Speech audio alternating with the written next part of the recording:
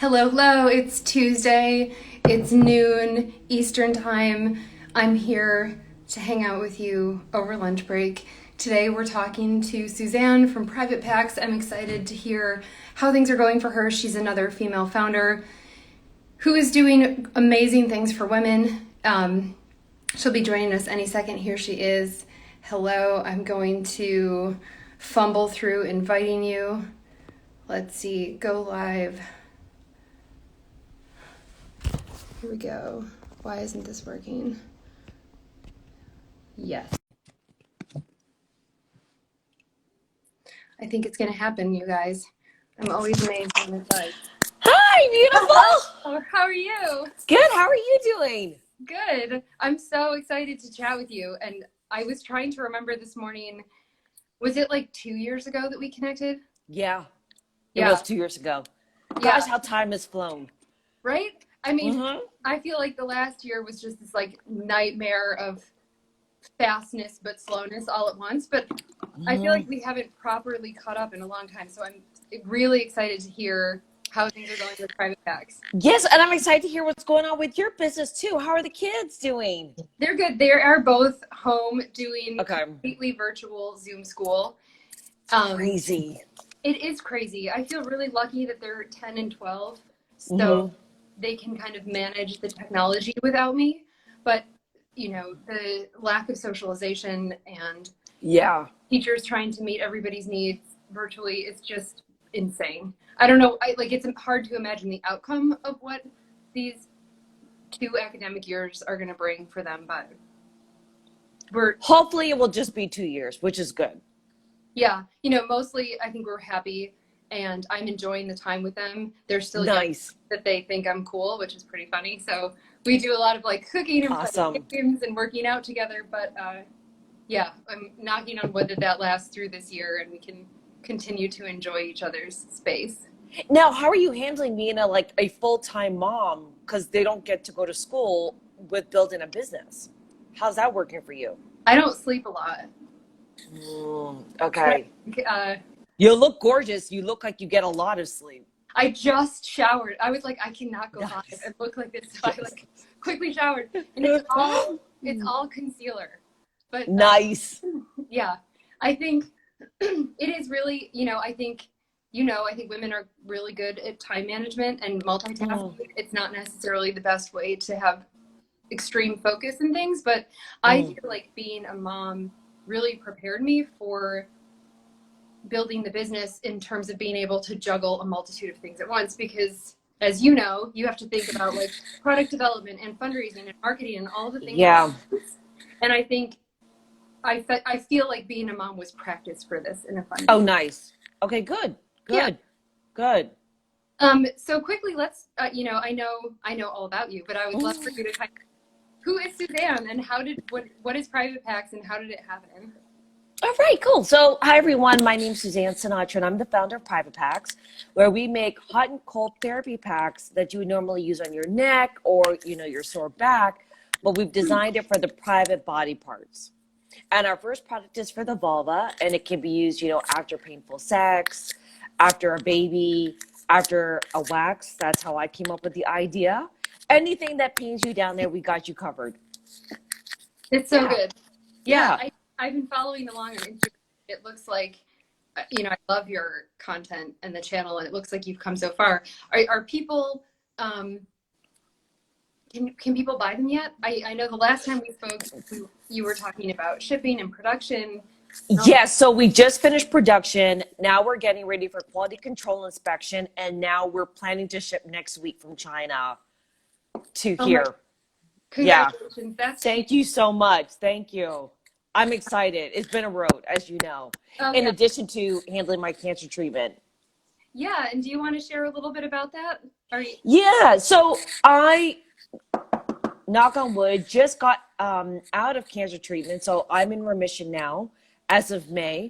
And when I was originally going to launch the company in 2017, I was diagnosed with stage 3 breast cancer, actually stage 2, that progressed to stage 3 in a matter of weeks. So I actually had to stop the launch of the company just to get cancer treatment done. And that involved going from chemotherapy to a mastectomy back to chemotherapy and like over a month of daily radiation because it was very progressive cancer.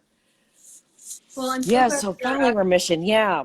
doing well. That's really great news, and I think it speaks to your tenacity, Oh, thank resilience you. that you're here. I'm a few months behind you in terms of production. Mm, We're hoping to launch. Well, we will be launching Brilliantly Warm in January, but we're really in those final phases and then thinking about quality control and safety tests, mm. all those things that when you're like, Oh we're my done, gosh. and then there's Yeah. still months of work to do. Right. And like now what I'm starting to do is look around for new product insurance because my product insurance was so expensive. Yeah. I'm like, I could bring it down now because I haven't had anyone file a claim against me. So I'm like, maybe it'll be cheaper now. Oh, that's great. Right. Yeah, we should So, talk about that offline. I would love to hear more about it. yeah, definitely. And you also produce here in America, right? For this first run, we'll be Mhm. making, I'm using a company that's based in Florida. And Okay. there are some parts that, of course, have to come from China just because Yeah, of just cost because, yeah. or whatever it is. But, I actually last week, we do a weekly meeting on Wednesday, pushed to say, like, could we make this part domestically? Because I just feel just in general, but also in this moment of COVID, when so many of my friends and family are out of work or struggling and really trying to figure out how to keep their businesses afloat. If there's a way for us to support a business in the U.S., I feel really good about that. Okay. Hoping Yeah, to make it as a much lot. as possible. A lot of companies. It was a hard thing for me to find a gel pack manufacturer in the States. Yeah, I mean, I think that's real, right? Like some things you Right. just get made here. Right, right. And if you do get it made, it's super expensive, especially for a non-venture, like a bootstrapping company, because I haven't raised Yeah, any money yet. So yeah, it's really expensive. But down the road, you never know. yeah. And I'm so excited about your product. I was thinking about how many times I've sat on a bag of frozen peas. Oh, And, yeah. it just makes so much sense to have private packs that are like designed for that and not Right, a big bulky shape. And right, right. And the thing is, it's like, everyone's lifestyle, we're so busy, we're not like our moms where we work 9 to 5 and come home right at 5 o'clock to take care of the kids and put on supper. Like, I know there have been times I've worked till like 10, 11 o'clock. So what, I can't heal down there if I'm in pain until I get home at 11 o'clock at night. I was like, private packs has to just fit seamlessly into someone's lifestyle. yeah, totally. And I also love that it's warm and cool because I think Yeah. depending on if whatever the trauma has been to your skin or the discomfort or whatever it's from, you might want something that's warm or something that's cool. And I think the versatility in that. Is it the same product or are there two things? Is there like a hot one and a cold one? So there used to be a hot and a cold one. Now it's the same. Oh, that's awesome. So you can Yeah. like warm it up or cool it down. Right. Put it in the microwave for 20 seconds or put it in the freezer for 2.5 hours and it'll be cold. Awesome. And Yeah. can you store it at room temperature or how would you suggest storing it? I like to suggest storing it in the fridge because it has a high water content and the water will evaporate over time. So I tell people to store it in their fridge. And then also I created the packaging to for people to keep it. So keep it inside the box that I send it to you in and just store it in the fridge like next to the butter on the top shelf. Yeah. Oh, awesome. That's really smart. Yeah. Yeah. Obviously, like the product that I'm making is a warming product and that's Mhm. physical, but I also recognize the struggle of women who are in menopause because of their treatment or because of a surgery, and that there is the desire for cooling too. And I think Right. for me, because we're a different kind of technology than you are, but I'm Mhm. hoping to figure out the cooling technology in the future because I think how we feel comfortable, like if we had 50 women in a room, we would all have a different temperature that we felt good at. So it's like giving women that control over how to feel comfortable, how to feel like you're healing, how to feel comfort. Right. Right. And the thing is, like, especially when you're about to have a hot flash, man, cooling is like the only thing you can look for Oh, totally. because your body's like on fire for like a few seconds to a few minutes. Yeah. Have you found that women who have like private packs like use them wherever for hot flashes or in your testing? Yeah, and a lot of women have taken photos of it when they've used it on other body parts and they sent it to me. A Oh, lot of them use it on their abdomen when they have stomach cramps during their menstrual cycle. yeah. Yeah, yeah. And then a lot of people also put it under their armpits when you're having a hot flash. This summer we had a few days here, and I don't have AC, that were like whatever, just absolutely sweltering.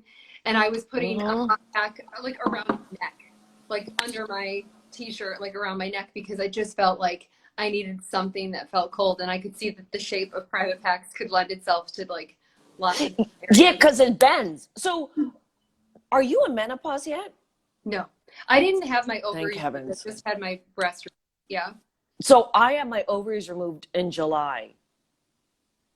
So you're in it. I was surgically induced into it, but what I think they don't explain to you, the doctors, is that when you're surgically induced, it really is just like a couple days to get into menopause, Yeah. versus you really underestimate why we need perimenopause as women, which is to gradually go into menopause and get used to the symptoms, because menopause does ramp up quickly. Right. And I spoke to my gynecological advisor for the company, and I said, why don't you guys like talk about menopause with us patients? And she said, Kristen, I swear to God, she said it. I swear on my healthy titty.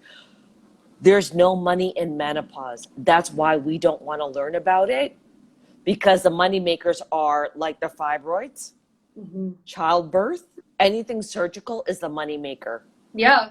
I mean, I'm sure you've had multiple times of talking to doctors and building this business and in treatment where you find out these like shocking truths about. Oh, Bang Strom once said yes. Yeah. Yeah. Yeah. Hey, Bethany. Yeah, I think it really feels like you learn quickly about that this is an industry, that it's not, I think Yeah. doctors get into it because they genuinely want to help people, but it's an industry. Right. And But they don't learn it as part of med school. It's like a course they have to take outside of it. yeah, Yeah. I honestly learned about perimenopause from another female founder like 2 years ago. I didn't even know the term. And I was like, See? I am someone who's like so interested in women's health. And I Yeah. saw this chart that was like about your hormone profile over time. So like, you're a kid and you're like this, and you get your period and you do this, and then it goes like this. And then perimenopause was like, and then menopause, you flatline. And it really was like, Right.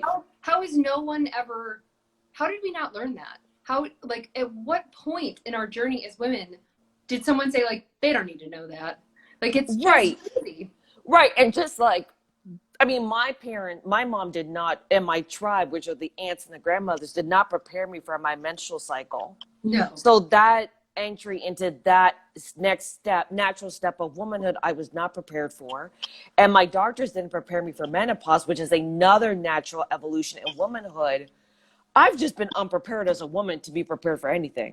I just don't know what's going on with my body, because no one is telling me this. Yeah. Except like yourself, like other founders. Yeah. Or you find out like another woman's been through it, or you say something about your symptoms, and then your doctor or someone else is like, oh, of course, that's called X. And you're like, what? What? Right. Right. And I asked my oncologist, I'm like, why did you not tell me about this menopause? And she said, well, I thought you would have Googled it. So then I replied, well, you can't pick and choose when you want me to refer to Google, Dr. Google, and when you don't want me to refer to Dr. Google. Right, of course, because that goes both ways, right? If you come in, you're Right. like, I Googled this, and they're like, no, no, no, no. Right, Yeah. right. When you come with your printed paper, they get upset about it, and they take it quite personal. Like, how dare you learn about your symptoms? Just take what I'm saying as Bible. Yeah, which is not fair. It's not. And I feel really encouraged during this time to know so many women like you who are working so hard to educate other women to make products that we all need and to kind of normalize the conversation. I had like pain on my vulva for probably a year, like so much so that I couldn't even put on pants before I went to the doctor. And my gynecologist was like, oh, you basically have like eczema, and I have eczema everywhere else. So of course I have it there. I had no idea that I could have it there. And it was just like, I didn't know that either. Yeah. She just gave me this prescription for a cream and was like, she said, even if you went to another doctor, they might have not known what it is because it's a dermatological condition. You would have had to go to a dermatologist.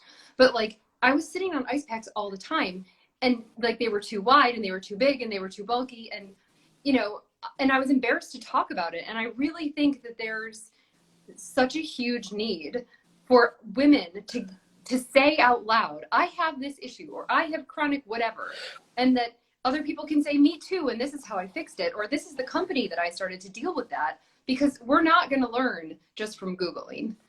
Right, but then when you go to your doctor, they're just so dismissive and such in a hurry to get you out, because the more patients they see, the more money that they make.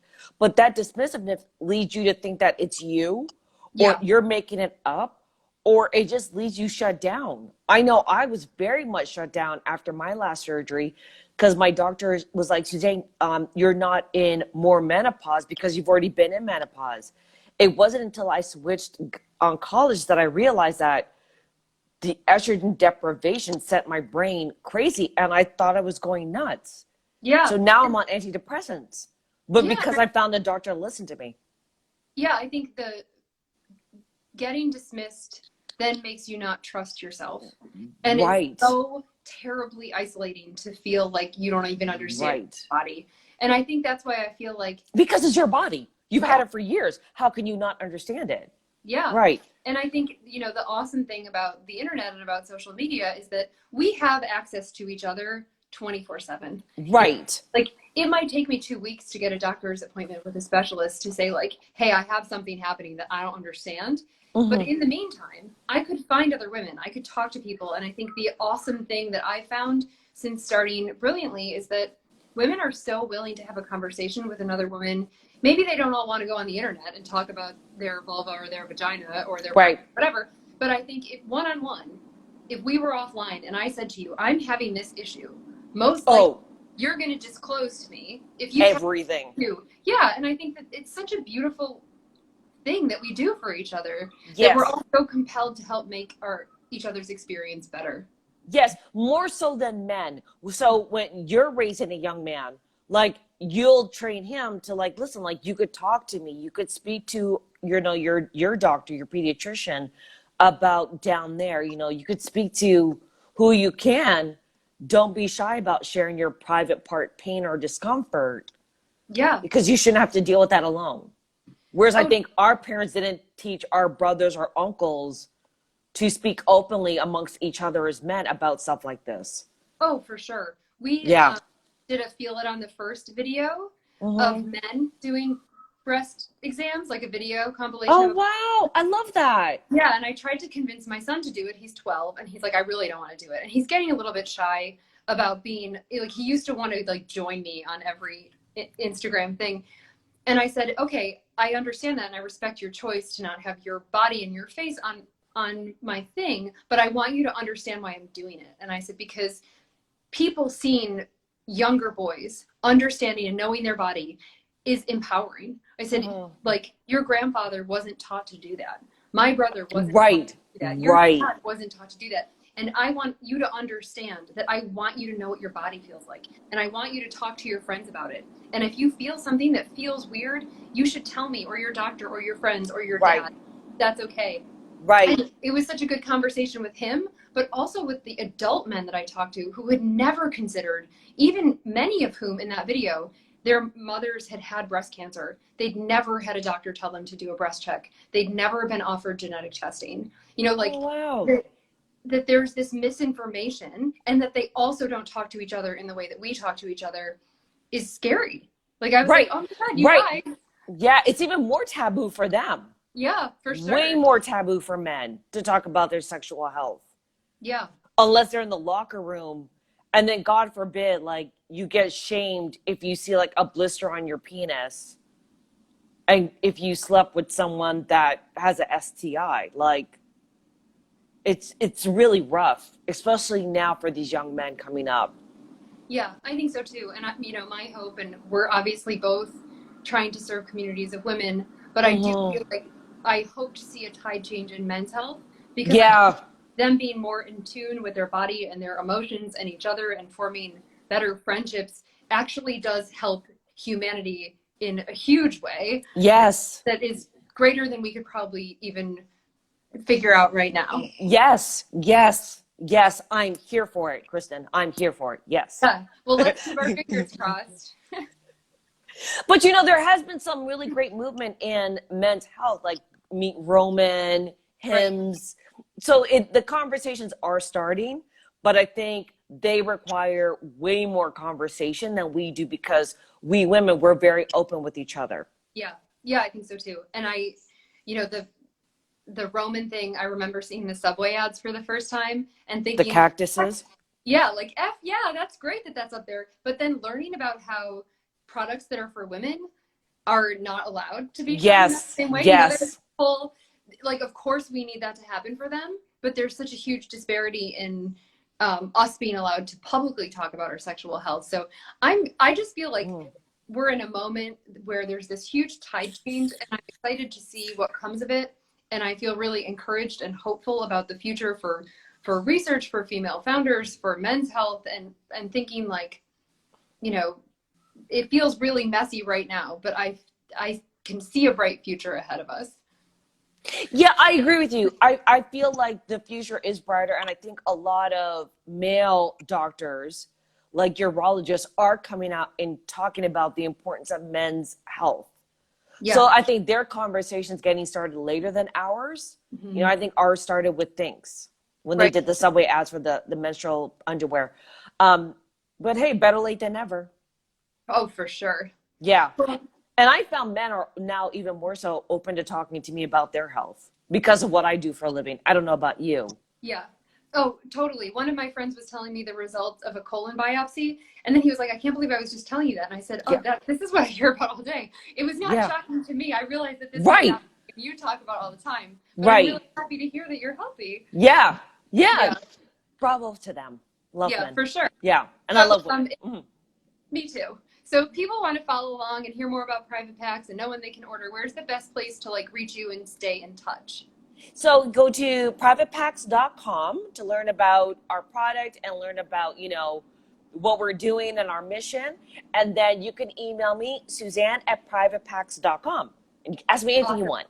Yeah. And also you can Instagram us, DM us. Yep. And we'll link to all of those things in the caption for this. It was so nice to catch up, and I can't wait. Oh, was there a comment?